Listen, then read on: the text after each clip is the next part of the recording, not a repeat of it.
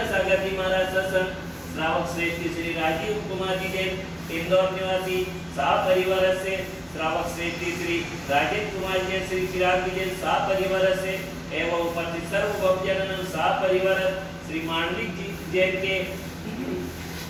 जन्मोपलक्ष्य हेतु एवं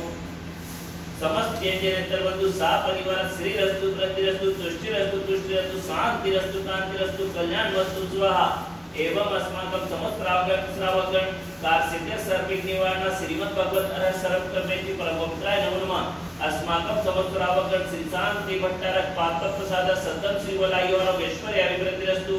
सतम स्वासी स्पर्शित वर्ग प्रसिद्धंतु न। ओम श्री विश्वाध्याय श्री वर्तमान परचतुर्विंशति अरहत भगवंत सर्वज्ञ परम मंगल नाम दे अस्माकं समस्त श्रावकगण या सिद्धिं तन्वन्तु सतत कार्य या सिद्धिं प्रयच्छन्तु न। ओम नमो भगवते श्रीमते श्रीमत् पासिकत्राय श्रीमद् रत्नत्रय रूपाय तेजो मुद्रित